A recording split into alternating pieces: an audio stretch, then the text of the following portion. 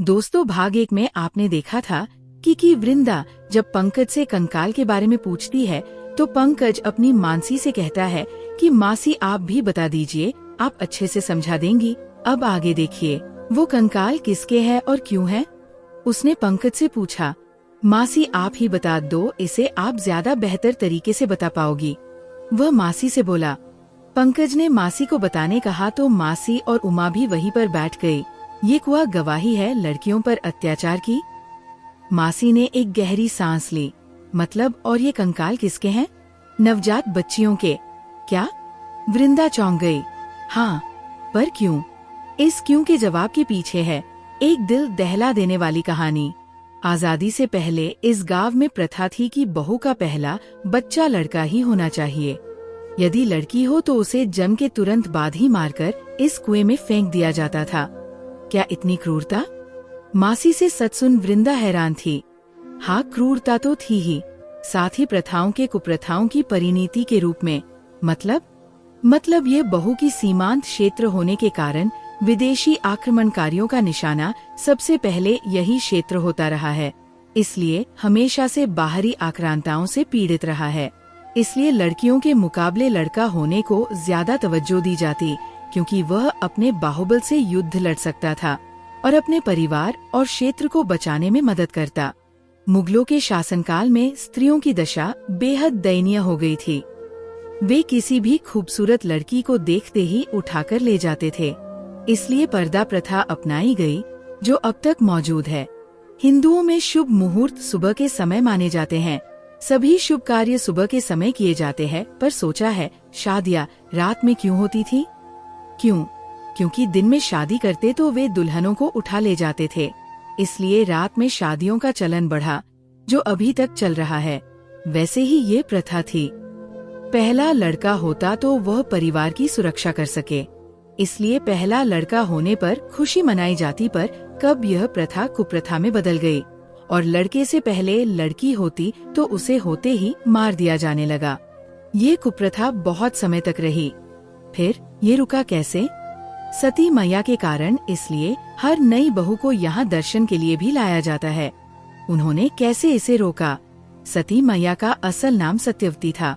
जब ब्याह कर इस गांव में आई तो उन्हें ये प्रथा मालूम पड़ी।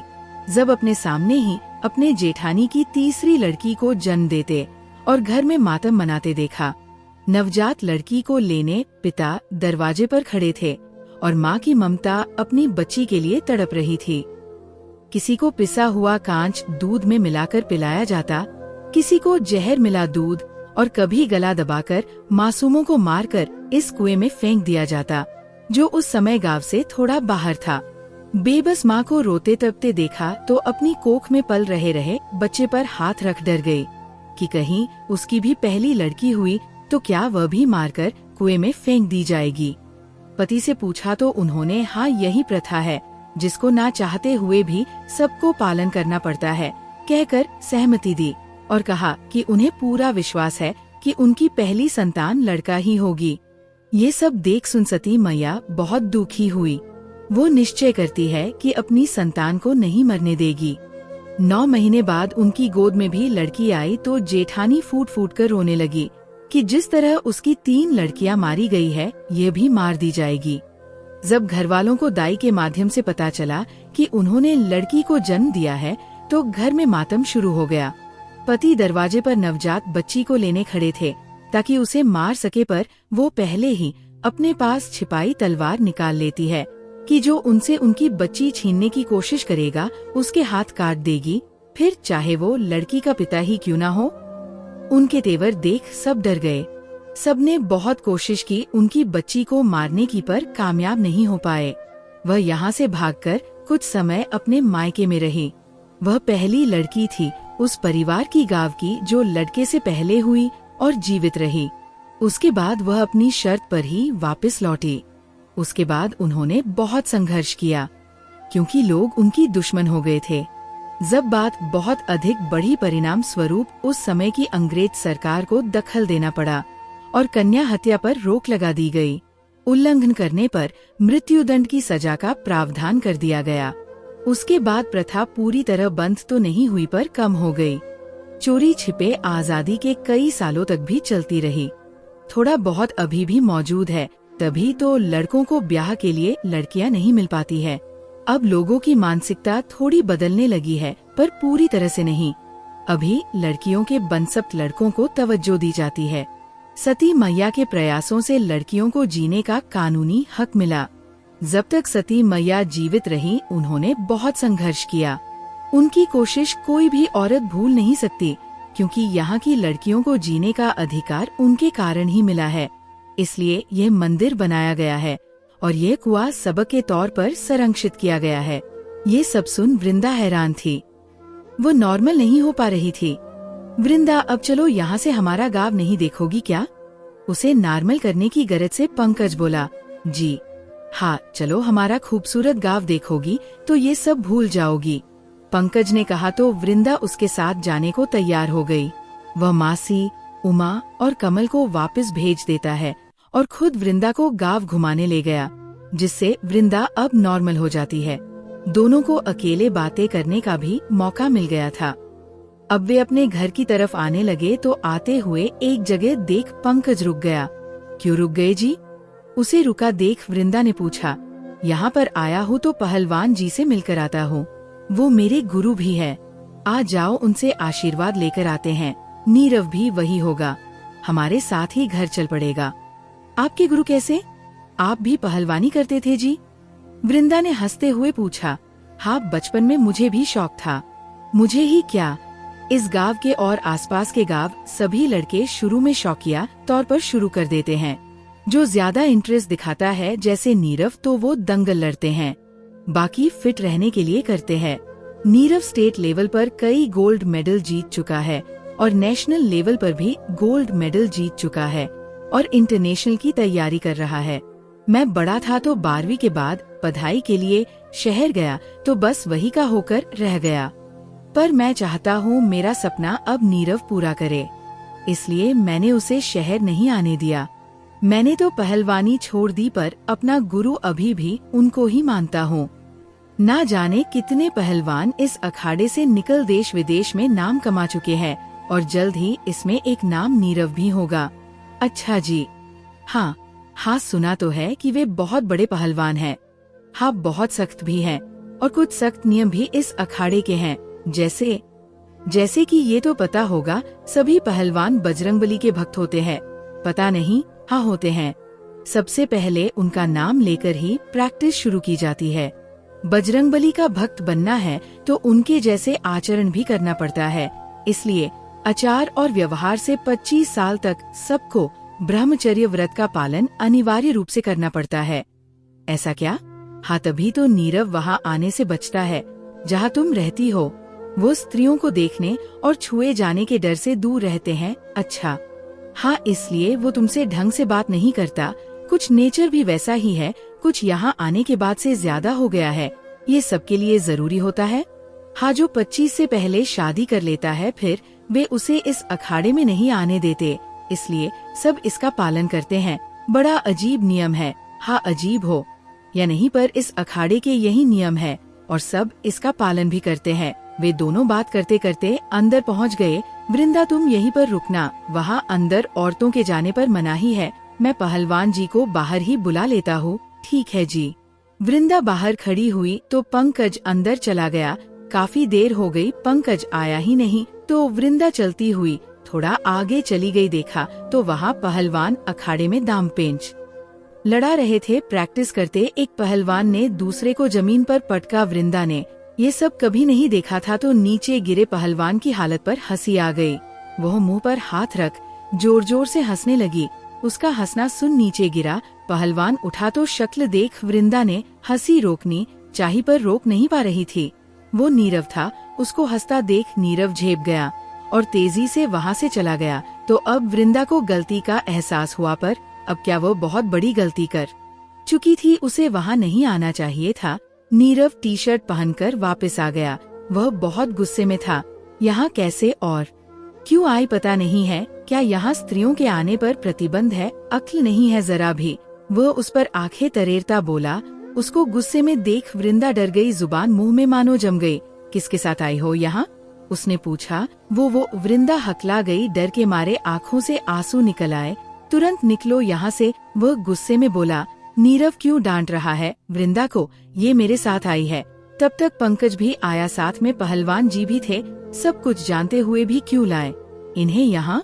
वह गुस्साता पंकज से बोला। पहलवान जी का आशीर्वाद दिलाने वो नीरव से बोलकर वृंदा से मुठातिब होता है। वृंदा तुम यहाँ क्यों आई, कहा था वहीं पर रहना। पंकज वृंदा से बोला। तो अब वृंदा काफी घबरा चुकी थी, समझ गई थी बड़ी गलती कर गई है, सॉरी। वो रुआसी हो अटकते हुए बोली। तो पहलवान जी ने भी नीरव को वृंदा को डांटते देख लिया था।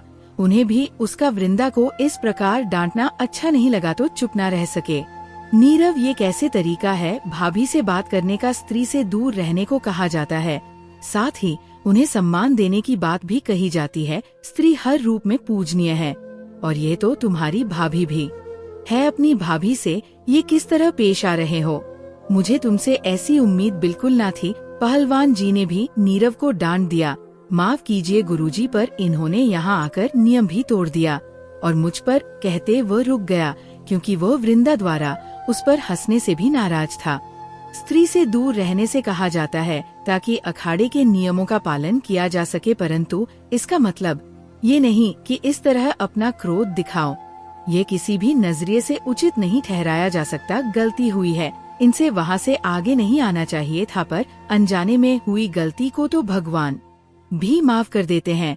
और ये तो तुम्हारी भाभी है, सम्मानीय है, तुम्हें उन्हें इस तरीके से बात नहीं करनी चाहिए। पहलवान जी ने उसे समझाया तो उनके सामने नीरव अब कुछ नहीं बोला, सिर झुकाए खड़ा रहा। पहलवान जी ने वृंदा और पंकज को आशीर्वाद दिया। पंकज ने थोड़ी देर उनसे बातें करने वही रुक गया, तो इतने में नीरव घर आ गया। उसे गुस्से में देखा तो मासी गड़बड़ भाप गई। क्या बात हो गई? नीरव क्यों गुस्से में है? नीरव बाहर बिछी कुर्सी पर बैठा तो मासी उसके पास ही खाट पर बैठ गई। और क्या करूं मासी, इस घर में रहना मुश्किल तो हो ही रहा था। अब अखाड़े में भी शांति से प्रैक्टिस भी नहीं कर सकता, तो गुस्सा नहीं आएगा तो क्या आएगा? वह क्रोधित सुर में कहता है। तो मासी को अभी भी बात समझ नहीं आई। बात क्या हुई वो बता। घर पर तो दुखी कर ही रखा था, अब आपकी बहू अखाड़े में भी आ गई दुखी करने, जहाँ स्त्रियों के आने पर प्रतिबंध है क्या? मासी ने सुना तो कान सुन्न हो गए। हाँ मासी, आप कल्पना कर सकती है इस बात की कि आज तक इतने सालों में ऐसा कभी नहीं हुआ कि अखाड़े का कोई नियम टूटा हो। और आज टूटा तो किसकी वजह से? हमारे घर के सदस्य की वजह से। अखाड़े का नियम तोड़ना कोई सामान्य बात नहीं होती, बहुत बड़ी बात होती है। मुझे तो ये समझ नहीं आता, भैया को पता नहीं क्या हो गया है। सब कुछ जानते हुए भी क्या जरूरत थी उन्हें वहाँ लाने की? और वो भी आती तो आती, चुप नहीं रह सकती थी ताकि किसी को पता न चलता। पर कहाँ पर हंसना है, कहाँ पर चुप रहना, उन्हें ये तक पता नहीं। नीरव मासी के सामने ये सब बोल ही रहा था कि तभी पंकज और वृंदा भी दरवाजे से बढ़ते अंदर आ गए। तो नीरव उनकी तरफ गुस्से से देखता है। वृंदा आई तो मासी उस पर चढ़ गई। बहू, ये मैं क्या सुन रही हूँ? क्या कह रहा है नीरव की अखाड़े का नियम तुम्हारी वजह से टूट गया? वृंदा कुछ नहीं बोली, बस सिर झुकाए चुप खड़ी रही। बहू, इतनी अक्ल नहीं है क्या तुम्हें? चलो गलती से वहाँ चली भी गई थी तो नई बहू को ऐसे सबके सामने दांत फाड़ते हुए हंसना शोभा देता है। क्या क्या सोचा होगा उन लोगों ने जो उस समय वहाँ पर मौजूद रहे होंगे। तुमने तो नाक ही कटवा कर रख दी। मासी ने भी वृंदा को सुनाना शुरू कर दिया। जो पंकज को अच्छा न लगा तो बचाव की मुद्रा में आ गया। मासी क्या कह रही हैं? ये कुछ भी, वो भी नीरव की कही बातों में आकर। मैं इसे वहाँ ले गया था, मुझसे बात कीजिए। तू चुप ही रह पंकज, ठीक कह रहा है नीरव। तू इसकी गलतियों पर पर्दा डालकर इसकी आदतें खराब कर रहा है। ये नीरव ना, उसने गुस्से से नीरव की तरफ देखा। भैया, आप इनका कुछ ज्यादा ही सपोर्ट कर रहे हैं, ये अच्छी बात नहीं है। बस कर नीरव, चुप हो जा पहले तो माफी मांग। वृंदा से तुम्हारा कोई औचित्य नहीं बनता। इसको इस तरह डांटने का। उम्र में बेशक तुमसे छोटी है पर नाते में तुमसे बड़ी है, भाभी है। ये तुम्हारी ये बात मत भूला कर। वाह भैया, माननी पड़ेगी आपकी बात। 2 दिन में ही आप इनकी भाषा बोलने लगे। मैंने इनको डांटा क्योंकि इन्होंने गलती की जिसकी मैं किसी से माफी नहीं मांगूंगा। नीरव ने माफी मांगने से साफ इनकार किया। पंकज, क्या हो गया तुझे? नीरव को माफी मांगने को कह रहा है। नियम बहू ने तोड़ा और माफी मांगने नीरव को कह रहा है, हक मैं माफी नहीं मांगूंगा और आइंदा भी इन्होंने गलती की तो मैं तब भी चुप नहीं रहूंगा। इनको अच्छे से इस घर के कायदे समझा दो ताकि बार बार गलतियां ना दोहराए। वहाँ इतना कुछ हो रहा था कि वृंदा से अब सहन नहीं हो पा रहा था, तो दौड़ती कमरे में आ गई। पंकज ने भी उसे जाने दिया ताकि नीरव को अकेले में समझा सके। नीरव गुस्सा मत हो, शांति से काम ले। वो लड़की है, लड़कियों से ऐसे सख्ती से बात नहीं करते। क्यों तू अपनी गर्मी को दिमाग पर चढ़ने देता है? सोचा भी है तुम ऐसे करोगे तो वृंदा क्या यहाँ एडजस्ट कर पाएगी? वो कर रही है ना कोशिश यहाँ सबको खुश करने की, तो सपोर्ट करो उसको ताकि वो जल्द ही यहाँ घुल मिल जाए। ऐसे करोगे तो वो निराश हो जाएगी, गलतियाँ करेगी तो डांट पड़ेगी और मुझे नहीं लगता ये यहाँ एडजस्ट कर पाएगी। आप इनको अपने साथ शहर ले जाओ। हम जैसे पहले रह रहे थे वैसे अब भी रह लेंगे। नीरव सोच भी रहा है कि क्या बोल रहा है। नीरव का ऐसा कहना पंकज को अच्छा ना लगा तो सुर कड़ा कर दिया। हाँ, सब सोच समझ के बोल रहा हो, मैं सब संभाल लूंगा। तू सिर्फ अपने बारे में सोच रहा है। तुझे वृंदा से चिढ़ हो रही है क्योंकि आज तक घर में कोई स्त्री नहीं थी तो तू आराम से रहता था, पर हर समय एक जैसा नहीं होता। इसके आने के बाद अकेले उसे ही नहीं सबको एडजस्ट करना पड़ेगा, तभी परिवार बनता है। सब अपना सुख अपनी सहूलियत देखेंगे तो परिवार बिखरते देर नहीं लगेगी। पापा के बारे में नहीं सोच रहा, उम्र हो गई है उनकी, तू तो अधिकतर बाहर ही रहता है। पापा और कमल कैसे सब संभालेंगे? अब है उनकी उम्र खाना बनाने और दुकान दोनों जगह संभालने की। मैं सबके बारे में सोच रहा हूँ, इसलिए कह रहा हूँ। उसके बस का यहाँ एडजस्ट करना नहीं है, कहता वह दंदनाता कमरे में चला गया। पंकज को भी वृंदा का ध्यान आया तो कमरे में आ गया। देखा तो वृंदा सुबक रही थी। उसे समझ नहीं आ रहा कि कैसे उसे समझाए।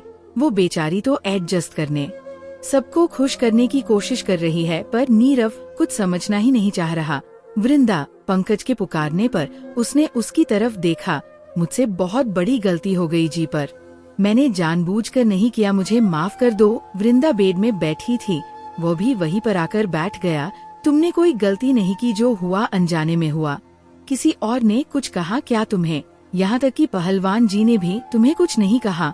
बस नीरव का दिमाग हर समय चढ़ा रहता है, उसे इग्नोर कर। मुझे बहुत डर लग रहा है जी, मुझसे ऐसी गलतियाँ होती रही तो अभी तो मुझे बचाने आप हैं। आप चले जाएंगे तो? नहीं जी, मैं यहाँ एडजस्ट नहीं कर पाऊंगी। देवर जी बार बार मुझे डांटते रहेंगे। आप या तो मुझे अपने साथ ले चलो या मुझे मेरे मायके छोड़ देना, पर मैं यहाँ नहीं रहूंगी। वृंदा का हौसला जवाब दे रहा था। वृंदा, शांत हो जाओ। उसने उसके कंधे पर हाथ रखा तो वो उससे लिपटकर जोर जोर से रोने लगी। ऐसे क्यों बच्चों जैसी रो रही हो? चुप हो जाओ। अब वो उसकी पीठ को दोनों हाथों से सहलाता बोला, पर वृंदा ना चुप हो रही थी ना उसे छोड़ रही थी। वृंदा, शांत हो जाओ। बाऊजी और कमल तो अच्छे हैं ना, जैसे अभी मैं डिफेंड कर रहा हूँ, बाद में वो करेंगे। और नीरव भी घर बहुत कम रहता है, अधिकतर कंपटीशन के लिए बाहर ही रहता है।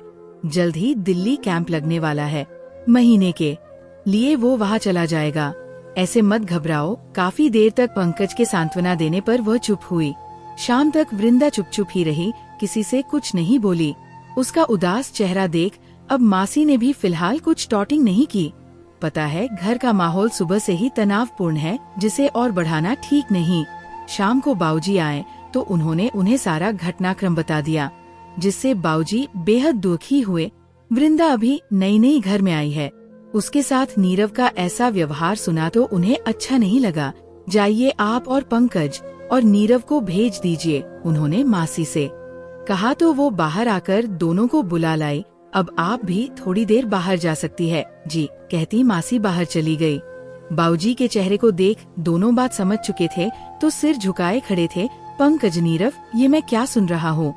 क्या हो रहा है इस घर में? कुछ नहीं पापा, बस थोड़ा। पंकज ने बात संभालने के इरादे से बोलना चाहा तो उन्होंने रोक दिया। तुम चुप रहोगे पंकज, जब कहा जाए तभी बोलना। जी पापा, तुम अच्छे से जानते हो कि कितनी मुश्किल से तुम्हारा विवाह हुआ है। बिना औरतों के इस घर में कोई माँ बाप अपनी लड़की ब्याहने को तैयार नहीं था, और तुमने 2 दिन में साबित भी कर दिया कि क्यों लोग रिश्ता करने में कतराते थे। वो बेचारी बच्ची यहाँ तालमेल बिठाने की कोशिश में लगी है और तुम दोनों, क्या जवाब दूंगा मैं अपने मित्र को? मैंने तो उन्हें आश्वासन दिया था कि उसे अपनी बेटी की तरह रखेंगे, और यहाँ 2 दिन में कितने ड्रामे हो गए। पंकज, तुम सब कुछ जानते हुए भी क्यों ले गए बहू को अखाड़े में? बाबूजी ने पंकज से पूछा। वो पहलवान जी का आशीर्वाद दिलाने वो धीरे से बोला, तुम खुद चले जाते। बहू को क्यों ले गए? सॉरी पापाजी, गलती हो गई। और नीरव, मैं काफी दिन से तुम्हारी गलतियों को नजरअंदाज कर रहा हूँ। तुम्हें कोई कुछ बोलता नहीं, इसका मतलब ये नहीं कि तुम अपनी सीमाएं लांघो। अगर बहू से गलती हो भी गई थी तो तुम्हें कोई हक नहीं उसे इस तरह डांटने का। तुम्हारी भाभी है वो, और उसका सम्मान करना तुम्हारा कर्तव्य। आइंदा ये बात मत भूलना। कोई भी बात हो मुझसे कहो। अभी मैं जिंदा हूँ। सॉरी पापा, आगे से ऐसा नहीं होगा। नीरव सिर झुकाए बोला, ठीक है जाओ। अब नीरव को भेजकर अब वहाँ सिर्फ पंकज रह गया था। पंकज जी पापा, माना नीरव गुस्सैल है और वह बहू से चिढ़ रहा है, पर तुम उसके साथ ऐसे मत पेश आओ। अपनी माँ के बाद सबसे अधिक किसी से प्यार करता है तो वो तुम ही हो। तुम उसको बहू की वजह से डांटोगे तो उसके मन में ये बात घर कर जाएगी कि तुम बहू की वजह से उसे डांट रहे हो, और वह इस सब का जिम्मेदार भी उसको ही मानेगा। बाहर बेशक ना बोले, पर वो अंदर से कुढ़ता रहेगा, और उसके बाद घर का माहौल कैसा होगा तुम अंदाजा लगा सकते हो। जी पापा, मैं आगे से इस बात का ध्यान रखूंगा। तुम पहले से ही बहुत समझदार हो, तुम्हें समझाने की मुझे जरूरत नहीं पड़ेगी। हाँ बहू नई नई है, वह इस सब से घबरा गई होगी, उसे संभाल लेना। जी पापा कहकर पंकज अपने कमरे में आ गया। वृंदा अभी भी चुप ही बैठी थी। आज सारा दिन जो भी घटनाक्रम हुआ उसको दिल पर ले चुकी होती है, इसलिए डरी हुई थी। पहले तो कुएं की अस्थियों ने डराया, उसके बाद अखाड़े वाली घटना, नीरव का उसे डांटना, और उसके बाद घर में हुआ ड्रामा। एक नई नवेली बहू के लिए ये सब बुरे सपने सा भयावह था। वह बेड का सहारा लिए बैठी थी। पंकज आकर बैठा तो उसने उसे खाली नजरों से देखा। बोला, वो भी कुछ नहीं। क्या बोले, कितना बोले? जब से वो आई है तब से उसे समझा ही तो रहा है। तो अब चुपचाप आकर उसके निकट ही बैठ गया। उसके हाथ को हाथ में ले, उंगलियों को उंगलियों में फंसाकर होंठों के पास ले जाकर चूम लिया। कैसी हो अब? उसकी तरफ प्यार भरी नजरें टिकाई तो वृंदा की टेंशन गायब। यहाँ आकर महसूस हो रहा है जैसे पंकज, उसकी चुशी, सुकून सब हो गया है। सबसे अच्छी बात, वो हर चीज की कितनी बारीकी से समझ रखता है। पुरुष में ये गुण विरला ही पाया जाता है। वो स्त्री के तन में है अधिक दिलचस्पी दिखाता है, मन की तो कभी था नहीं ले पाता। पर पंकज बहुत अलग है, वह उसे तन ही नहीं मन से भी पाना चाहता है। ठीक हो, वह बिल्कुल धीमे से बोली और सर उसके कंधे पर टिका लिया। आजकल उसके लिए सबसे सुकूनदायक जगह हो गया है पंकज का कंधा, जिस पर वो सिर टिका चिंता मुक्त हो जाती है। ठीक हो, तो मेरे चांद पर ये उदासी की बदली क्यों? प्यार से उसके चेहरे पर हाथ फिराते बोला, ना जी अब कुछ नहीं है। गहरी सांस ली। क्यों बुलाया था बाबूजी ने? उससे पूछा। जो कुछ सुबह से हुआ उसके लिए नाराज थे। शायद गलती मुझसे ही हुई, तुम्हें वहाँ नहीं ले जाना चाहिए था। अखाड़े का नियम भी भंग हुआ और उसके बाद तुम्हें भी सुनना पड़ा। नीरव को तो क्या ही बोलना, वैसे ही दिमाग चढ़ा रहता। आज तो बड़ी गलती ही जो हो गई, मैंने उसे भी डांट दिया। परिवार में बड़ा होने के नाते सबको जोड़कर रखने का मेरा दायित्व है। मैं ही अपने गुस्से पर काबू नहीं रख पाया। आप सबके बारे में इतना कैसे सोच लेते हैं? आखिर पूछ ही लिया। माँ होती तो शायद इतना ना सोचता, पर उनके जाने के बाद नीरव और कमल उनकी कमी महसूस ना करे इसका प्रयास करता हूँ, पर यह संभव नहीं हो पाता। वो उसकी कमर में हाथ डाल करीब खींच खुद से सटा लेता है। तुम्हें भी अपने घर की कमी महसूस ना हो यही सोचता रहता हूँ, पर हालात ऐसे हो जाते हैं कि संभव हो है नहीं पाता। वृंदा, क्या तुम सच में चाहती हो कि अभी मेरे साथ चलो? अगर तुम्हें घबराहट हो रही है तो पापा से इस बारे में बात कर लेता हूँ, वो मना नहीं करेंगे। ना जी, जैसा आपने सोचा है वैसा ही कर लो। दिन में डर गई थी इसलिए वो सब बोल दिया। हम चले जाएंगे तो बाबूजी कैसे सब संभालेंगे? थैंक यू वृंदा, तुम्हारा जवाब सुनकर मैं कितना खुश हूँ मैं बता नहीं सकता। मुझे यकीन हो गया है कि तुम बहुत समझदार हो और सब संभाल लोगी। कहकर वो उसे आलिंगन में बांध लेता है। पंकज बहुत व्यावहारिक है, कब बातें करते करते वृंदा खुद ही उसकी आगोश में आकर सब भूल भी गई। सुबह का समय हुआ पर आज वृंदा उठी ही नहीं। वह पंकज की आगोश में थी पर उसका शरीर बहुत गर्म लग रहा था। माथे पर हाथ लगाया तो महसूस हुआ जल रहा है। उसका सारा शरीर बुखार से तप रहा था। वृंदा, क्या हुआ, तुम ठीक तो हो? उसने पूछा पर वृंदा आंखें ही नहीं खोलती। उसने फटाफट उसके कपड़े ठीक किए और मासी को बुला लाया। वो भी वृंदा को यूं बुखार में तपता देख सकते में थी। घरेलू उपचार किया पर कुछ फायदा नहीं हुआ। पंकज पास के छोटे क्लिनिक से डॉक्टर बुला लाया। उसने वृंदा का चेकअप किया और दवाइयाँ देकर चला गया। दवाइयों से कुछ देर उसका बुखार उतर जाता फिर चढ़ जाता। ना देसी दवाई काम कर रही थी, ना डॉक्टर का इलाज। सभी परेशान से हो गए। नई बहू इस तरह बीमार पड़ गई। मासी को भी अब वापस जाना था पर वृंदा की तबीयत सुधरती ना देख वो 1-2 दिन और वही रुक गई। अगले रात को सब लोग बैठे थे तो मासी कहने लगी, बहू उस दिन से ही बीमार है जिस दिन हम लोग गाँव गए थे। हाँ तो? पंकज ने पूछा। ऐसी क्या बीमारी जो ना घरेलू नुस्खा काम कर रहा, ना वैद्य की बूटी और ना डॉक्टर का इलाज? कहना क्या चाहती हैं आप? बाऊजी ने पूछा। मैं ये कहना चाहती हूँ कि अब एक ही आस है। क्या? बाबा नानसुख। क्या कह रही हो मासी? वृंदा को किसी बाबा के पास ले जाने की जरूरत नहीं है। पंकज मासी के बाबा का नाम लेने पर भड़क गया। अगर 1-2 दिन में आराम ना आया तो मैं उसे अपने साथ ही शहर ले जाऊंगा। वैसे भी छुट्टियां भी खत्म होने वाली है। कुछ दिन वहाँ मेरे साथ रह लेगी। बड़े हॉस्पिटल में अच्छे डॉक्टर से इलाज करवाएंगे तो ठीक हो जाएगी, उसके बाद वापस आ जाएगी। तुम आजकल के बच्चों को कुछ समझाना तो पानी में लकीर खींचने से भी मुश्किल काम है।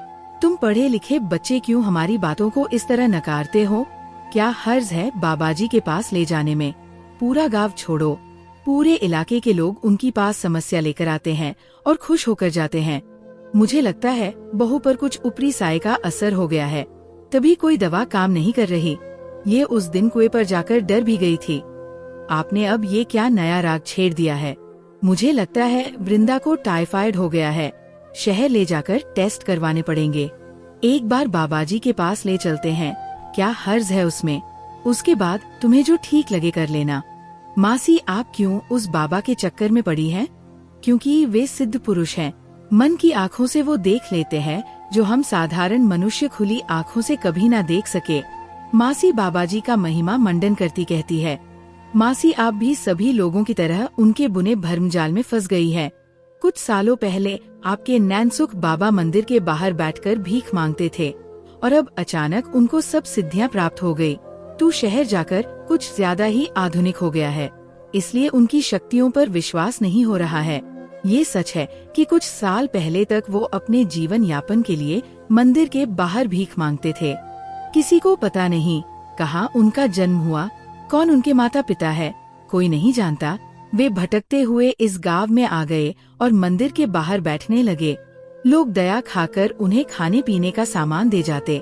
कोई उनकी जगह हड़पना चाहता था, इसलिए उन्हें गांव से बाहर छोड़ आए।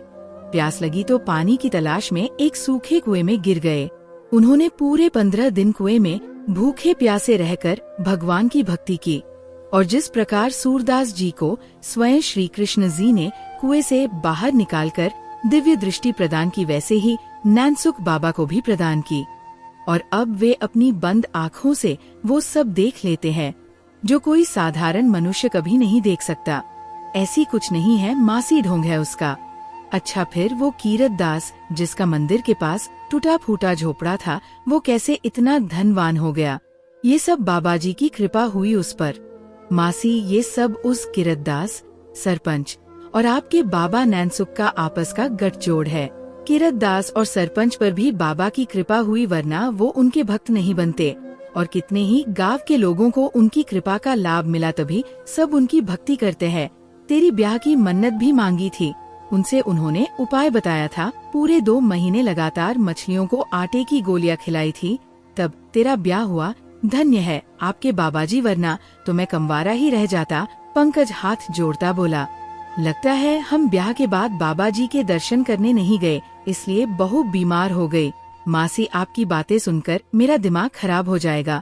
मैं 1-2 दिन में वृंदा को अपने साथ ले जा रहा हूँ। ले जाना पर एक बार वहाँ जाने में हर्ज ही क्या है, तुझे नहीं मानना मत मान, हम तो मानते हैं, ठीक है कर लो जैसी आपकी मर्जी, कहता वहाँ से उठ गया। जब पंकज ना माना तो सुबह के समय मासी कमल को अपने साथ जाने तैयार करती है।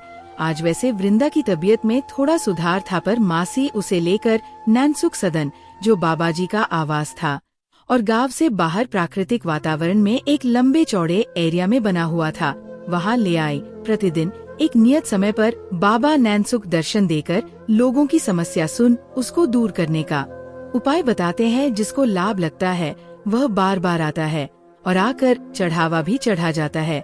जिसको नहीं आराम आता तो प्रभु इच्छा कहकर बात टाल दी जाती है। पर वहाँ की भीड़ बाबजी की महिमा का बखान कर रही थी।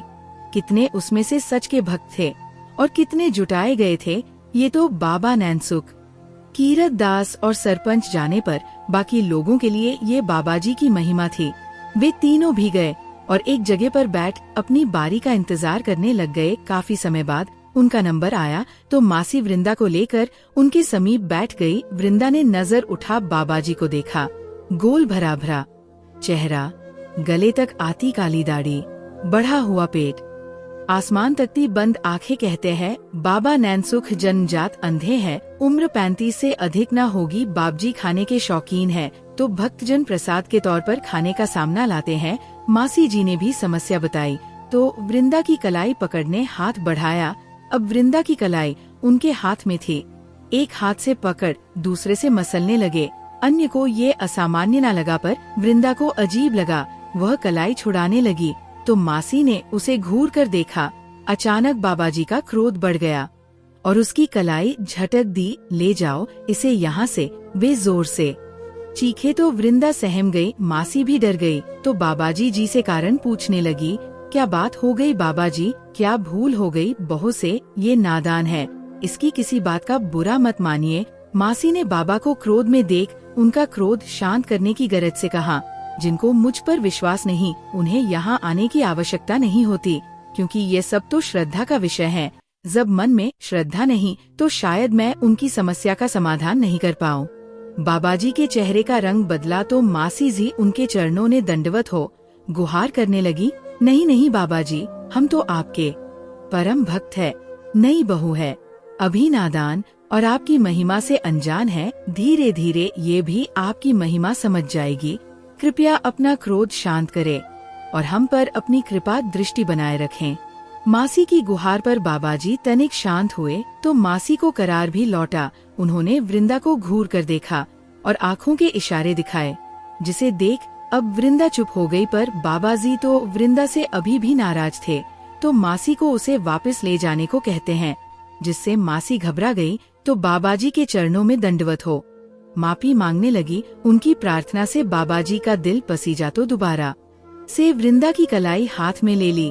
थोड़ी देर मौन रहने के बाद बोले, इस पर ऊपरी साया हो गया है, इस कारण दवाई काम नहीं कर रही है। बाबा के ये बोलते ही पहले से भयभीत मासी अब और अधिक डर गई। समाधान बताए बाबाजी, आप तो अंतर्यामी हैं, किस प्रकार इससे छुटकारा मिले वो उपाय बताएं।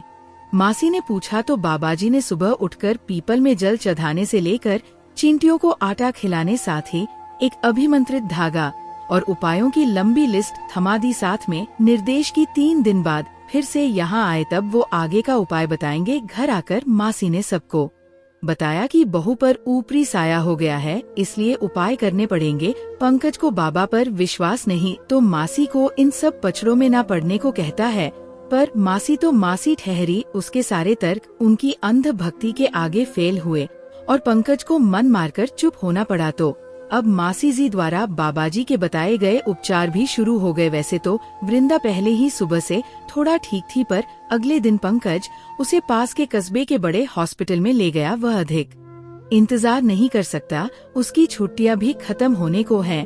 अगर वृंदा की तबीयत में सुधार न लगा तो वो उसे इस हालत में छोड़कर जा नहीं पाएगा।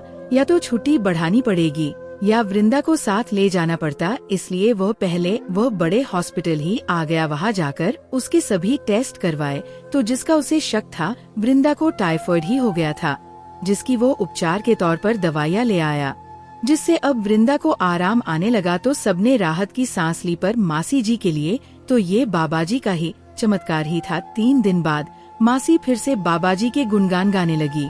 बाबाजी की कृपा से बहू को आराम है, तो कल बहू को लेकर बाबाजी के पास जाना है ताकि वह पूरी तरीके से ठीक हो सके। वह पंकज से बोली, मासी उनकी कृपा से नहीं, डॉक्टर के इलाज से वृंदा ठीक हुई है। पहले तो बिना जांच के बीमारी के इलाज चल रहा था, इसलिए ठीक नहीं हो रही थी। पंकज ने उन्हें समझाना चाहा पर सब बेकार था। तुम बच्चे तो रहने दो, बाबाजी की कृपा हुई तभी बीमारी पकड़ में आई और दवाई भी लगी, वरना उससे पहले तो बहू को दवाई भी नहीं लग रही थी। मासी ने अपना तर्क रखा, जिसके सामने पंकज के सभी तर्क फेल थे। कल अब वहाँ जाकर आएंगे, फिर मैंने भी वापस जाना है। जैसे ही मासी ने बाबाजी की नाम लिया, वृंदा सहम गई, दौड़ती अपने कमरे में आ गई। इसे क्या हुआ? पंकज ने पूछा तो मासी ने अनभिज्ञता जताई, तो उसके पीछे पंकज भी अंदर आ गया। क्या हुआ? वृंदा इस तरह क्यों उठकर आ गई? पंकज के पूछने पर उसने बस गर्दन हिलाई, पर पंकज समझ नहीं पा रहा था वृंदा के पीले पड़े चेहरे का कारण।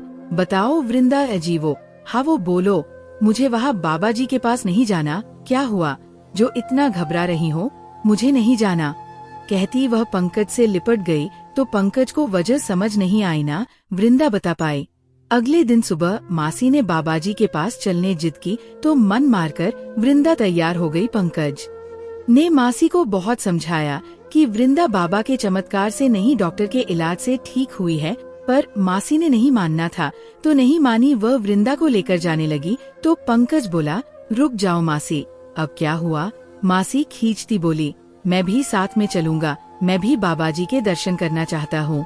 मासी ने सुना तो खुश हो गई, इससे अच्छी तो कोई बात ही नहीं। चल। पंकज भी उनके साथ आया तो वृंदा को थोड़ा हौसला हुआ। वे तीनों नैनसुख सदन पहुँचे। एक निश्चित समय पर फिर से भक्तों का जमावड़ा इकट्ठा था। बाबाजी ने सबकी समस्या सुनी और समाधान बताया तो एक एक कर सभी भक्तजन उठ गए।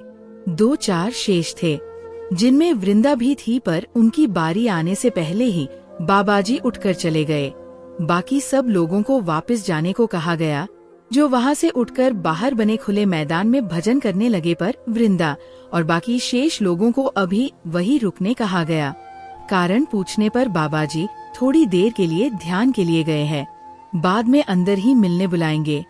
उन्होंने जवाब दिया। पंकज मासी के पास आया, चलिए मासी, अब ना, अभी नहीं। क्यों? आशीर्वाद लेकर ही जाएंगे, जब उनका आदेश होगा।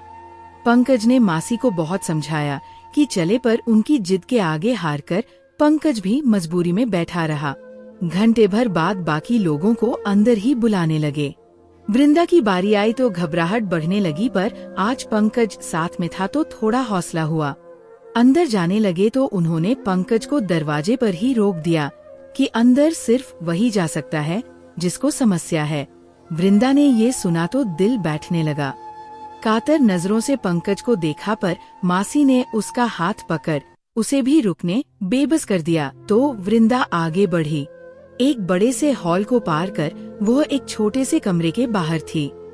जो अंदर गए वो बाहर आए, तो अब वृंदा की बारी थी। वो धड़कते दिल से अंदर गई। मध्यम रोशनी वाले उस कमरे का वातावरण वृंदा के मन में भय उत्पन्न कर रहा था। एक आसन पर बाबाजी विराजमान थे। उसकी आहट बाबाजी ने पाली थी। तड़ी क्यों है, बैठ जा, सर्द आवाज में बोले तो वो पालती मारकर बैठ गई। साथ ही नजर उठा कमरे में को ध्यान से देख भी रही थी। आराम है तुझे अब? बाबाजी ने पूछा। जी डॉट। मुश्किल से वृंदा के हलक से आवाज निकली। उन्होंने कलाई पकड़ने हाथ बढ़ाया तो वृंदा का गला सूखने लगा। फिर से डर रही है? डर मत, जब तक छूऊंगा नहीं पता कैसे चलेगा कि उस साये का असर खत्म हुआ है कि नहीं। उन्होंने हाथ बढ़ाया तो वृंदा ने भी अपना हाथ आगे बढ़ाया और वे उसी प्रकार उसकी कलाई मसलने लगे जैसे उस दिन कर रहे थे। उस दिन भरी भीड़ में उसे पसीने छूटने लगे थे। आज इस कम रोशनी वाले कमरे में बाबा के ऐसे करने से उसका खून मानो जम गया। चेहरा सफेद पड़ गया। उसकी हालत खराब हो गई। उसने कलाई छुड़ाने का प्रयास किया तो बाबाजी ने कलाई छोड़ दी और नीचे रखा तांबे का कलश उठा लिया। ये अभिमंत्रित जल है, इसका आचमन लो, इसके बाद भूत प्रेत का साया तुम्हें कभी परेशान नहीं करेगा। वृंदा को बहुत डर लगने लगा। उसने इनकार किया पर बाबाजी ने जिद की तो वह दोनों हाथों में वह जल ले लेती है, पर वो उसे ग्रहण नहीं करती। बाबाजी तो अंधे हैं, उन्हें क्या पता चलना सोचकर उसने वह जल पीछे उड़ेल दिया। कर लिया जल ग्रहण? उन्होंने पूछा। जी बाबाजी। झूठ बोल रही हो, मेरी नजरों से कुछ नहीं छिपता। तुमने वो अभिमंत्रित जल फेंक दिया। ये करके तुमने मेरा अपमान किया है, जिसका परिणाम तुम्हें भुगतना पड़ेगा। बाबाजी ने क्रोध किया तो अब वृंदा डर गई। वहाँ का वातावरण ऐसे था कि वह उस समय उस पर यकीन न करती तो क्या करती। डर के मारे फिर से हाथ बढ़ाया। उन्होंने पुनः जल दिया और अब उसे वो जल ग्रहण कर लिया, पर अब उसे लगने लगा जैसे उसका सिर घूम रहा है। उसे पहले ही शक था, इसलिए उसने जल ग्रहण तो किया पर कम मात्रा में, पर अब वो गड़बड़ भाप गई और वहाँ से उठकर बाहर भागने लगी। तो दरवाजे पर 2 लोग खड़े थे। चुपचाप अंदर जाओ, बिना बाबाजी के आदेश के तुम बाहर नहीं जा सकती। उन्हें नाराज करने का अंजाम पता भी है क्या होगा। सारा परिवार खत्म हो सकता है। उनकी आंखें डरावनी और आवाज में धमकी थी, जिससे वृंदा भयभीत थी। उसे पहले ही शक था, इसलिए उसने जल ग्रहण तो किया पर कम मात्रा में जल ग्रहण किया था, पर अब गड़बड़ भाप गई और वहाँ से उठकर बाहर भागने लगी। तो दरवाजे पर 2 लोग खड़े थे। चुपचाप अंदर जाओ, बिना बाबाजी के आदेश के तुम बाहर नहीं जा सकती। उन्हें नाराज करने का अंजाम पता भी है क्या होगा। सारा परिवार खत्म हो सकता है। उनकी आंखें डरावनी और आवाज में धमकी थी, जिससे वृंदा भयभीत थी। चलो अंदर, उन्होंने उसे धमकी वाले अंदाज में कहा। तब तक 2 आदमी और आ गए। वृंदा सब गड़बड़ भाप चुकी थी। उसे मदहोशी सी छा रही थी, जैसे नशा हो गया है, और ये सब वो जल ग्रहण करने के बाद ही हुआ है जो उसे बाबाजी ने दिया था। उस जल में ही कुछ गड़बड़ थी। पंकज जी, उसने पूरी ताकत से आवाज दी, पर अगले ही पल एक हाथ उसकी तरफ बढ़ा और उसके मुंह को बंद कर उसे बलपूर्वक कमरे में धकेल दिया गया और दरवाजा बंद कर दिया गया। उसे महसूस हो रहा था वो जमीन पर है, पर लगता था अब उसकी इंद्रियों ने काम करना बंद कर दिया हो जैसे। इस पर इस जल का असर क्यों नहीं हुआ? उनके बोलने की वृंदा को हल्की आवाजें सुनाई दे रही थी, पर कौन किससे कह रहा था ये वो समझ नहीं पा रही थी, क्योंकि अब उसकी चेतना खोने लगा। वह किसी अन्य संसार में है। उसे अपने शरीर पर किसी की छुअन महसूस हो रही थी। वह विरोध करना चाहती थी, पर हाथ उठ नहीं रहे थे। विरोध करना चाह रही थी, पर कर नहीं पा रही थी। तभी कानों में वृंदा की आवाज सुनी। ये पंकज की आवाज थी। पंकज जी पुकार रहे हैं। वृंदा के हाथ पैरों ने जैसे स्वतः चलना शुरू कर दिया हो जैसे। जब वह दरवाजे पर चीखी थी, उसकी चीखने की आवाज पंकज ने सुन ली थी। वह तब से ही दरवाजे पर खड़ा था जब से वृंदा अंदर आई थी। वृंदा की आवाज सुनकर वो खुद के कदम रोक नहीं पाया। अंदर आना चाहा तो 2 लोगों ने रोक लिया। पूरी ताकत से उन रोकने वाले 2 लोगों को धक्का दे वह भागता वही आ गया था। वृंदा, वृंदा, उसने वृंदा को आवाज दी, दरवाजा खोलो। उसने बाहर खड़े उन लोगों को दरवाजा खोलने को कहा, पर उन्होंने ये कहकर इनकार कर दिया कि दरवाजा बाबाजी के आदेश पर ही खुलेगा। तुम्हारे बाबा की तो ऐसी की तैसी, साला खोल दरवाजा। मेरी पत्नी के साथ कुछ भी गलत हुआ तो इस नैनसुख सदन को तुम्हारे बाबाजी समेत जमीन में दफन कर दूंगा। उनके इनकार से पंकज गुस्से में बौखला रहा था। दुष्ट, अधर्मी बाबाजी के लिए अपशब्द का प्रयोग करता है। बाबाजी का अपमान हम बर्दाश्त नहीं करेंगे, कहते चारों उस पर टूट पड़े। इतने में किरत दास और सरपंच भी गड़बड़ भाप अंदर आ चुके थे। अगर पंकज अंदर चला गया तो सब गड़बड़ भाप जाएगा, तो उन्होंने पंकज को पकड़ लिया।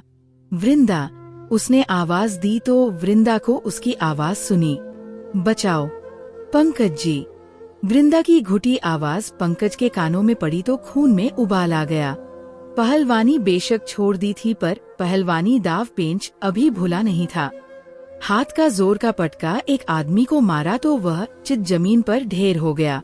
दूसरे को कांख तले दबा लिया। और इस तरह गर्दन मरोड़ी की गर्दन टूटने की कड़क की आवाज हॉल में गूंजी और उसकी घुटी चीख निकली। अब वे चारों गुर्गे नीचे धूल चाट रहे थे और किरतदास और सरपंच बस मुंह देखने के और ना कुछ कर पाए। किरतदास, तुम लोगों को मैं छोड़ूंगा नहीं, वो आंखें तरेरता है। तो दोनों की घिग्गी बंद गई। उसने जोरदार पैर का प्रहार दरवाजे पर किया तो वो खुल गया, पर वहाँ बाबाजी नहीं थे। गड़बड़ भागकर वहाँ से अंडरग्राउंड हो चुके थे। देखा, वृंदा अर्ध बेहोशी में जमीन पर थी। वृंदा, उसने वृंदा को झकझोरा, पर वो इस हालत में नहीं थी कि उठ पाती, तो उसको गोद में उठाया और बाहर ले आया। मासी ने देखा तो होश पाखता थे। ये क्या हुआ? सब आपके बाबाजी का किया धरा है। कहा था मासी मत करो विश्वास इनके पाखंड पर आपको तो सुननी नहीं।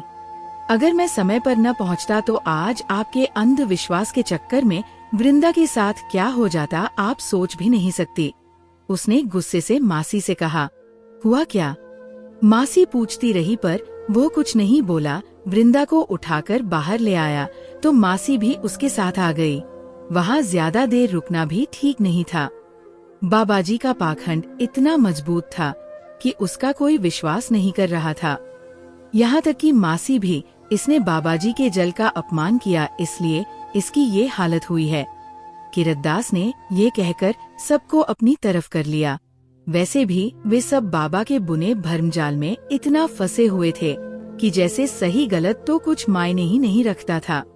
जिस तरह वृंदा जल पीकर मदहोश हुई, वे सब इसी भरमजाल में यहाँ उलझे हुए थे। अपनी दुख तकलीफ में वे बाबा के पास आते। बाबा का दिया जल पीकर सब कष्ट भूल जाते, लगता उन्हें सब कष्टों से मुक्ति मिल गई है। बाबा का धाम परमानंद का स्थान। इसलिए वे सब उसे ही गलत साबित करने लगे। पंकज अकेला था। कुछ भी हालात बन सकते थे। वैसे भी किरतदास और सरपंच के भक्तों के बीच छिपे गुंडे कब हथियार निकालकर सामने आ जाए तो अकेला वृंदा को नहीं बचा पाएगा।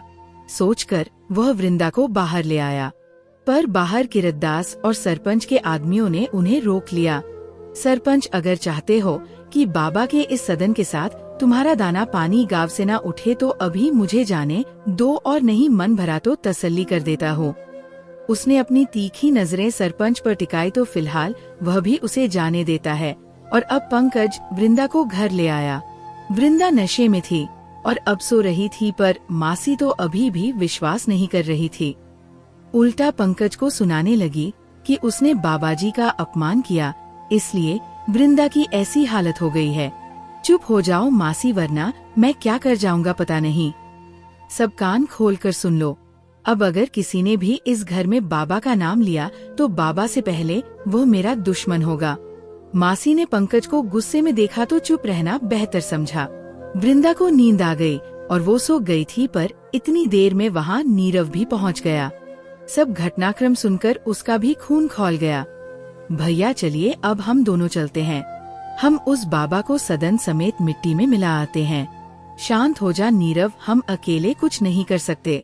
उल्टा तोड़फोड़ का इल्जाम हम पर ही लगा देंगे। जब मासी अपनी होकर हम पर विश्वास नहीं कर रही तो वो बाकी अंध भक्त क्या करेंगे? तो क्या ऐसे चुप बैठे रहेंगे? उसने हमारी घर की इज्जत पर हाथ डालने की कोशिश की, आपने उसका हाथ नहीं तोड़ा, ऐसे ही आ गए। बाबा तो पहले ही भाग गया था। वो मुझे दिख जाता तो उसको तो जमीन में गाड़ ही आता, पर अब तू भी शांत हो जा करते हैं। कुछ पर इस बाबा का भी, पर ऐसे नहीं, कुछ प्लानिंग के साथ। फिलहाल तू भी शांत हो जा। पंकज ने नीरव को भी शांत किया और खुद भी ठंडे दिमाग से काम लेने का सोचा। बाबा के समर्थक सारा गांव है, वो ऐसे उनसे नहीं निपट सकता। किरतदास और सरपंच इतनी आसानी से बाबा का साम्राज्य खत्म नहीं होने देंगे, इसलिए उसे पुलिस का सहारा लेना पड़ेगा। 2-3 घंटे नींद में रहने के बाद वृंदा जगी तो सर अभी भी चकरा रहा था। पंकज उसके लिए नींबू पानी बना लाया, पर वृंदा सहज नहीं थी। वो बहुत ज्यादा डर गई थी। अगर पंकज सही समय पर न आता तो उसके साथ क्या हो जाता? पंकज को देखा तो उससे लिपटकर फूट फूट कर रोने लगी। पंकज भी उसके सिर पर हाथ फिराने के अलावा कुछ नहीं कर पा रहा था। वृंदा चुप हो जाओ, कुछ नहीं हुआ। वो तो भगवान का शुक्र करो कि मुझे तुम्हारी आवाज सुनाई दे गई और मैं अंदर आ गया। कुछ नहीं हुआ, सब ठीक है। पर वृंदा सामान्य नहीं हो पा रही थी। थोड़ी देर बाद वह लेट गई। रात को भी खाना बनाने नहीं उठी, ना कुछ खाया। पंकज ने बहुत कोशिश की उसे खिलाने की, पर उसने कुछ नहीं खाया। रात भर ढंग से सो भी नहीं पाई। नींद में डरकर उठकर बैठ जाती। आखिर पंकज ने उसे अपनी बाहों में कसकर बांधा, तब वह सोई। पर सुबह भी वृंदा उठी ही नहीं, ऐसी ही लेटी रही गुमसुम। पंकज का वृंदा को ऐसी गुमसुम देख दिल फट रहा था। वह अब वृंदा को फिलहाल इस हाल में छोड़कर नहीं जा सकता, तो कंपनी में फोन कर कुछ दिन की छुट्टी बढ़ाने की बात करने का मन बनाता है। पर पहले वृंदा तो नॉर्मल हो। बेचारी इस घर के पचड़े में फंसकर तो रह गई थी, ऊपर से मासी ने बाबाजी के चक्कर में डालकर और खिलारा पा दिया। वृंदा, वह उसके बालों को धीरे से सहलाता बोला, पर वृंदा ने कोई जवाब नहीं दिया। तो वह झुककर उसके कानों के पास मुंह ले जाकर हल्की गुदगुदी करता है। अन्य दिन होता तो वो खिलखिलाकर हंस देती, पर आज वृंदा ने हाथ से उसके चेहरे को परे कर दिया। क्या हुआ? पंकज ने पूछा। मुझे अपने घर जाना है, मम्मी की याद आ रही है, कहते उसके आंसू टपक पड़े। वृंदा, वह उसके बालों को धीरे से सहलाता बोला, पर वृंदा ने कोई जवाब नहीं दिया। तो वह झुककर उसके कानों के पास मुंह ले जाकर हल्की गुदगुदी करता है। अन्य दिन होता तो वो खिलखिलाकर हंस देती, पर आज वृंदा ने हाथ से उसके चेहरे को परे कर दिया। क्या हुआ? पंकज ने पूछा। मुझे अपने घर जाना है, मम्मी की याद आ रही है, कहते उसके आंसू टपक पड़े। पगली रोने क्यों लगी? वो उसके चेहरे के पास मुंह ले जाकर हौले से पूछता है। अपने घर जाना है? हाँ, वो धीमे सुर में बोली। तो वो उसके चेहरे को अपनी तरफ करता है। चलो उठो, हम आज ही चलेंगे। सच्ची? वृंदा ने सुना तो यकीन ना हुआ। हाँ, पंकज ने उसके माथे पर चूमते हुए कहा। तो अब वृंदा उठ गई। पंकज भी उसके साथ कमरे से बाहर आ गया। देखा तो मासी भी जाने की तैयारी कर रही थी। काफी दिन हो गए थे उनको यहाँ। वो तो पहले ही जाने वाली थी, पर वृंदा की तबीयत बिगड़ी तो कुछ दिन और रुक गई थी। 1-2 दिन पहले उमा भी जा चुकी थी, अब मासी भी जा रही थी। आखिर उन्हें अपना घर भी देखना था। यहाँ भी कितना दिन रुक सकती थी? दोहरा रिश्ता है तो वो निभाने रुक गई थी। मासी को नीरव छोड़ने स्टेशन जाने लगा तो पंकज उसे कोने में ले जाता है कि बात करनी है। जी भैया बोलिए। नीरव ने पंकज से वजह पूछी। आज मैं तेरी भाभी को पास की कस्बे की मार्केट तक जा रहा हूँ। क्यों? नीरव ने हैरानी से पूछा। पता तो है कल जो कुछ भी हुआ उससे वह बहुत डरी हुई है। मायके जाने की जिद कर रही है, तो वहाँ जाने से पहले मार्केट ले जाऊंगा, फिल्म दिखाने भी ले जाऊंगा। उसे फिल्में देखने का शौक है, तो थोड़ा उसका मन बहलेगा नहीं तो उसके माँ पापा उसे देख परेशान हो जाएंगे। वहाँ हो सकता है देर हो जाए। वहाँ से आने के उसके बाद हम उसके घर जाएंगे तो रात वही रुकेंगे। तो ऐसा करना, यहाँ सब संभाल लेना। आज आप क्यों जा रहे हैं? उस बाबा का कुछ नहीं कर रहे, मैं आपकी वजह से चुप हूँ, वरना मैं कब का अपने दोस्तों के साथ जाकर बाबा का सदन उखाड़ फेंकता। फिर तो आपकी छुट्टी अभी खत्म हो रही है, देख लेंगे उसका भी कुछ। छुट्टी बढ़ाने की बात करता हूँ बॉस से, अगर मंजूर हो गई तो इस हफ्ते मैं यहीं हूँ। अभी वृंदा डरी हुई है, वह सहज तो हो, फिर बाबा को भी देख लेंगे। ठीक है, जैसे आपको ठीक लगे। मैं मासी को छोड़कर जल्दी वापस आ जाऊंगा, नीरव ने पंकज से कहा। तो मासी भी तैयार थी जाने के लिए। बहुत सारी नसीहतों की गठरी वृंदा को सौंप मासी ने भी वहाँ से विदा ली। चलो वृंदा, तैयार हो जाओ। मासी को विदा करने के बाद पंकज वृंदा से बोला, मैं तैयार ही हूँ। कहा तैयार हो, ना ढंग से बाल संवारे है, साड़ी भी वही घर वाली डाली हुई है। सुंदर सी साड़ी डालो और तैयार हो जाओ। पंकज ने मुस्कुराते हुए उसे कंधे से पकड़ा और कमरे में ले आया। ठीक हो, ऐसे ही, अपने घर ही तो जा रही हूँ। हाँ, पर तुम्हारे घर जाने से पहले हम घूम कर आएंगे। कहा, माँ के चलेंगे? क्यों? तुम्हें साड़ी संभालने में दिक्कत होती है तो सोच रहा हूँ तुम्हारे लिए शूट लेकर आएंगे। ना, सब क्या सोचेंगे? वृंदा ने इनकार किया। कोई कुछ नहीं सोचेगा, और अब तुम कुछ नहीं कहोगी। हम मार्केट चलेंगे, शॉपिंग करेंगे और मूवी भी देख कर आएंगे। नहीं, मुझे नहीं जाना। चलो। वो उसे जबरदस्ती उठाता है, पर वो सजने में कोई इंटरेस्ट ही नहीं दिखा रही थी, तो वो खुद ही उसके लिए अलमीरा से अपने पसंद की हल्के पर्पल कलर की साड़ी बाहर निकाल लेता है, साथ ही उसका मेकअप बॉक्स भी, जिसे देख वृंदा ने इनकार किया। मुझे मेकअप नहीं करना। चुप, तुम कुछ नहीं बोलोगी, मैं खुद सब कर लूंगा। वो खुद ही उसकी साड़ी पहनाने में मदद करता है। तुम्हें साड़ी पहनने में दिक्कत होती है ना, इसलिए तुम्हारे लिए सूट लेकर आएंगे। पर वो क्यों? लोग क्या कहेंगे? नहीं संभलती साड़ी तो जरूरी है कि बांधनी ही है। इस बारे में मैं पापा से बात कर लूंगा। जब हमें दिक्कत नहीं तो दुनिया की क्यों सोचें। अब वो खुद ही उसके बालों की कंघी करने लगा। हो गई कंघी, अब ये लो बिंदी। वो उसके माथे पर मैचिंग की बिंदी लगाता है। ये लो लिपस्टिक, आ करो। वो लिपस्टिक हाथ में लेकर बोला, पर वृंदा इनकार करती है। मैं खुद लगा लूंगी। नहीं, आज मैं खुद ही सब करूंगा, कहकर वो उसकी ठोड़ी पकड़कर उसके लिपस्टिक भी लगा देता है और अब वो उसे शीशे के आगे खड़ा करता है। बोलो, कुछ कमी तो नहीं रह गई? नहीं, वृंदा ने इनकार में गर्दन हिलाई। एक कमी रह गई? क्या? वृंदा ने हैरानी से पूछा, क्योंकि उसे तो कुछ भी कमी नहीं लग रही थी। मुस्कुराने की, थोड़ा सा मुस्कुरा दो। मुस्कुराती हो तो बला की खूबसूरत लगती हो और चेहरे की रौनक 1000 गुना बढ़ जाती है। पंकज उसके दोनों कंधे पकड़ शीशे में देखता बोला तो वो उसका मन रखने हल्का मुस्कुरा दी। कमरे से बाहर निकल पंकज बाइक बाहर निकाल लेता है और वृंदा को साथ बैठने कहता है।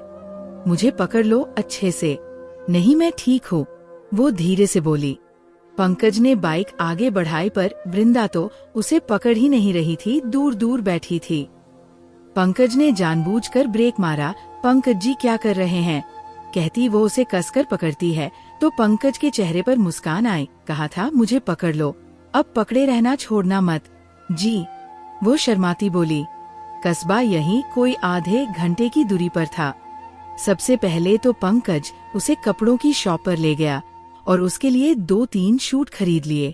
वैसे तो उनमें नई बहू के साड़ी पहनने का रिवाज है, पर वृंदा को साड़ी संभालने में दिक्कत आ रही है, इसलिए उसके मना करने के बावजूद भी वो उसके लिए सूट खरीद लेता है। उसके बाद दोनों ने एक रेस्टोरेंट में दोपहर का खाना खाया और अब बारी थी मूवी की। वृंदा अब तक काफी सहज हो गई थी।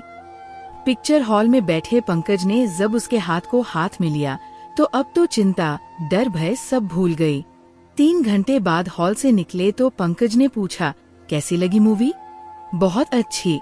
वह मुस्कुराई तो पंकज की सुबह की कोशिश जैसी रंग लाई और उसे भी सुकून मिला, क्योंकि अब जो मुस्कान वृंदा के होंठों पर थी वो खुशी की थी, जो उसने साफ महसूस की। वहाँ से आने के बाद वे लोग वहीं से वृंदा के मायके आ गए, जो कस्बे की तरफ ही पड़ता था। उनके घर के बाहर बाइक रोक पंकज वृंदा से बोला, सुनो वृंदा जी, बाबा वाली घटना का जिक्र यहाँ मत ही करना, वरना इनको अच्छा नहीं लगेगा और परेशान भी हो जाएंगे। जी, पंकज ने मना किया तो वृंदा ने हामी भरी। बाबा वाली बात तो नहीं बताई, पर वृंदा बीमार थी, इसलिए उदास और चेहरा उतरा हुआ है, माँ पापा ने यही अंदाजा लगाया। पंकज भी आज वही रुकने वाला था, तो ससुराल वालों ने सामर्थ्य अनुसार उसकी खूब आवभगत की। खाना खाकर पंकज सोने आ गया।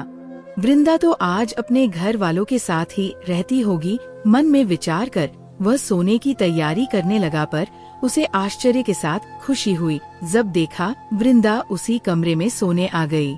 दरवाजा बंद कर वो बेड में आई। पंकज लेटा हुआ था। रह लेना था अपने घर वालों के साथ। इतने दिन बाद आई हो? नहीं। क्यों? आप भी तो 1-2 दिन में चले जाओगे, यहाँ तो मैं बाद भी आ जाऊंगी। वो हौले से सिर नीचे किए बेड शीट कुरेदते बोली। उसके ऐसे बोलने से पंकज की खुशी का तो कोई ठिकाना ना रहा। वह बहुत ज्यादा खुश था। खुशी प्यार बनकर उमड़ी तो उसका हाथ पकड़ अपनी तरफ खींचा तो वृंदा उसके ऊपर ही आ गिरी। क्या कर रहे हैं? वह लजाती बोली। आज तो प्यार करूंगा, कहता वह उसकी कमर को दोनों हाथों से कसकर पकड़ लेता है और होंठों को होंठों के बीच में ले चूमने लगा। कुछ कुछ दिन से वृंदा की बीमारी और उसके बाद बाबा वाली घटना ने उनके लाइफ डिस्टर्ब कर दी थी, पर यहाँ आकर वृंदा भी अब सहज थी। पंकज ने उसे बाहों में भरकर रात भर मन के अरमान पूरे किए। वृंदा को भी कई दिनों बाद सुकून भरी रात पंकज की बाहों में गुजरी तो सुकून नूर बन फिर से चेहरे पर दमकने लगा। सुबह पंकज जाने तैयार होने लगा। वृंदा जी, तुम चाहो तो 1-2 दिन रुक सकती हो। मैंने बॉस से छुट्टी बढ़ाने की सिफारिश की है, तो इस हफ्ते मैं फिलहाल यहीं हूँ। ना जी, मैं भी आपके साथ ही चलूंगी, वह शर्माती बोली, जो सुनना पंकज के लिए अप्रत्याशित था। क्या कहा, दोबारा कहो। जी, मैं भी आपके साथ आज ही चलूंगी। ओह वृंदा, मैं कितना खुश हूँ, बता नहीं सकता। I love you. वो उसे कमर से पकड़ दोनों हाथों से उठा गोल गोल घुमाने लगा। क्या कर रहे हैं, छोड़िए, वृंदा बोली। मन तो कर रहा है जी भरकर तुम्हें प्यार करूं, पर यहाँ कोई आ गया तो अच्छा नहीं लगेगा। चलो घर चलते हैं। अब तो ना उमा है, ना मासी, पापा दुकान पर, कमल स्कूल और हम दोनों दिन भर अकेले। मजा आ जाएगा। पंकज बहुत ज्यादा खुश था, तभी नजर दरवाजे पर पड़ी। सासू माँ उन्हें बुलाने आई थी तो दरवाजे पर खड़ी रह गई। पंकज की तो शर्म के मारे सारी खुशी गायब। वृंदा को नीचे उतारा और सरपट कमरे से बाहर चला गया। वृंदा ने भी माँ को देखा तो पैर जड़ हो गए, तो शर्माती उनकी तरफ से मुंह फेर लिया। कुछ सूझ जो नहीं रहा था। माँ भी दरवाजे से बिना कुछ बोले लौट गई। काफी देर तक वृंदा खुद को संयत करती है, उसके बाद बाहर आई। पंकज ने तो आने की तैयारी कर ही रखी थी। वृंदा भी उसके साथ आने को तैयार हो गई, तो दोनों सबसे इजाजत ले घर आ गए। तबीयत में आराम वृंदा को पहले से ही था। बाबा के कारण जो डर था, पंकज के प्यार के आगे अब वह भी जाता रहा, तो उसने आकर बिखरा घर समेटना शुरू किया। मासी कल चली गई थी। उसके बाद नीरव और कमल से जितना बन पड़ा होगा उन्होंने किया। पहले तो वो ही सब काम करते थे, पर जब से वृंदा आई तब से वे निश्चिंत हो गए थे। पर वृंदा की बीमारी ने उन्हें फिर से जिम्मेदारी संभालने मजबूर कर दिया था। वृंदा आते ही किचन में चली गई तो नीरव पंकज के पास आ गया। कैसी है अब वो? आखिर नीरव ने पूछ ही लिया। पहले से ठीक है। ठीक है तो बोलो भैया, अब आगे क्या प्लान है? वही सोच रहा हूँ क्या करें। करना क्या है भैया? मैं तो कहता हूँ बाबा को पकड़ लाते हैं, कंबल मार पिटाई करेंगे कि सब अक्ल ठिकाने आ जाएगी। नीरव बेहद गुस्से में था और बाबा को अच्छा सबक सिखाने के मूड में था। हाँ, कंबल मार पहली बार सुन रहा हूँ। पंकज उसकी बात पर हंस पड़ा। हाँ, कंबल मार। बाबा के ऊपर कंबल डालकर वो पिटाई करनी है कि उसे पता ही ना चले मारा किसने है। बाबा को वैसे भी पता नहीं चलना, अंधा जो है। हाँ, पर जो भी है ऐसी मार मारनी है कि दोबारा किसी के साथ ऐसा करने का ना सोचे। नहीं, फिलहाल ऐसा कुछ नहीं करना है। क्यों? ये अंतिम ऑप्शन के तौर पर रखेंगे। बाबा को सिर्फ थोड़ी सी सजा नहीं देनी है, उससे उस पर कुछ असर नहीं होगा। उसका जड़ समेत सफाया करना है, जो सुनियोजित तरीके से होना चाहिए, ताकि ये विषैला पौधा हमेशा के लिए इस गांव से मिट सके। और बात ये भी है कि हम अकेले उसका मुकाबला तो नहीं कर पाएंगे, क्योंकि ये अकेला बाबा, किरत दास या सरपंच इतने खतरनाक नहीं जितने उनके वो समर्थक है। तो क्या करें? नीरव ने नजरें उस पर टिकाई। पहला कदम ये कि हमें पुलिस की सहायता लेनी है। पुलिस? हाँ, पुलिस। जब तक वो दखल नहीं देगी, बाबा का पाखंड खत्म नहीं होगा। बताइए फिर अभी क्या करना है? आज नहीं, कल सुबह चलते हैं, पुलिस रिपोर्ट लिखा कराते हैं और उसके बाद देखते हैं पुलिस कोई एक्शन लेती है कि नहीं। उसके बाद आगे की रणनीति पर काम करेंगे। ठीक है भैया, नीरव ने सहमति जताते कहा। पंकज और नीरव ने आगे की रणनीति पर विचार किया कि आगे क्या करना है क्या नहीं, क्योंकि पंकज तो शहर चला जाएगा। उसके बाद नीरव को ही ये मामला देखना पड़ेगा। पर पंकज चाहता है जब तक यहाँ है बाबा के खिलाफ कोई ठोस कदम तो उठा ही ले। वृंदा ने दोपहर का खाना बनाया। खाना खाकर नीरव बाहर चला गया। कमल स्कूल से आया, उसने भी खाना खाया और अब वो बाऊजी के लिए खाना लेकर दुकान पर ही चला गया। वृंदा अभी भी किचन में ही लगी हुई थी। पंकज जब उसका इंतजार करता थक गया तो किचन में आ गया। देखा वृंदा बर्तनों की सिंक में घुसी हुई थी। साड़ी का पल्लू साड़ी की कमर पर खोन से आगे आते बालों को हाथों से पीछे करती वह अपने काम में तल्लीन थी। पंकज आया और उसकी पतली कमर से कसकर पकड़ लिया तो वृंदा चौंक गई। क्या कर रहे हैं, छोड़िए।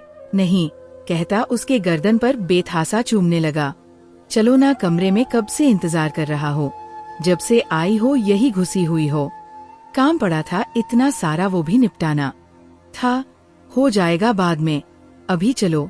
पर वृंदा अभी भी बर्तन धोने पर लगी थी तो वो उसे कमर से पकड़कर उठाकर स्लैब पर बिठा देता है, जिससे वृंदा चिढ़ गई। क्या कर रहे हैं, छोड़िए। उसने गुस्सा दिखाया पर पंकज तो मुस्कुरा रहा था। मेरी दिल की मल्लिका, प्यार का इतना अच्छा मौका है जिसे तुम किचन में बर्तन धोते बर्बाद कर रही हो। उसने उसकी थोड़ी पकड़कर कहा। ओ प्यार और काम कौन करेगा, कल तक तुम नहीं कर रही थी तब भी चल ही रहा था, तब अलग बात थी। वृंदा, तुम्हें काम का सारा बोझ खुद उठाने की जरूरत नहीं है। अभी तुम पूरी तरह ठीक नहीं हो, वापस बीमार हो जाओगी तो फिर सब छूट जाएगा। कमल, नीरव, बाऊजी, सबको काम करने की आदत है। इतने सालों से वे खुद ही तो करते आए हैं। नीरव खाना बना देता है, कमल बर्तन झाड़ू वगैरह कर लेता था और बाऊजी खुद के काम खुद ही कर लेते हैं। आज तक कोई नहीं था करने वाला, पर अब तो मैं आ गई हूँ ना, तो ये तो मेरा फर्ज है। जैसा आता है वैसा ही करूँगी, और मेरे रहते भला वे ये काम करते अच्छे लगेंगे। क्यों नहीं लगेंगे। और ये बर्तन छोड़ो, कमल धो देगा। नहीं, ठीक है, बाद में धो देना। उसकी आंखें यार में मदहोश हो रही थी। वृंदा के इनकार को दरकिनार करता वो उसे गोद में उठा लेता है और कमरे में ले जाकर बेड में बिठा दिया। अब वो पूरे रोमांटिक मूड में था। उसका मूड देख वृंदा को घबराहट होने लगी। क्या कर रहे हैं जी, इस समय कोई आ गया तो? कौन आएगा, कोई नहीं आएगा। कमल अब दुकान से शाम को ही आएगा। देवर जी, वो भी अभी नहीं आएगा। और तुम बहाने छोड़ो। वह अपनी टी शर्ट को खुद से अलग करता उसके करीब आता बोला। ना जी, मुझे डर लग रहा है। चुप। वो उसके होठों पर उंगली रखता उसकी आंखों में देखने लगा। ना करती। वृंदा भी उसकी बाहों में समा गई। उसके बाद नींद आई तो वो कमल के दुकान से वापस आने के बाद दरवाजा खड़काने पर ही खुली। दोस्तों, आगे क्या होगा देखेंगे भाग 3 में। तक के लिए जय श्री राम, राधे राधे।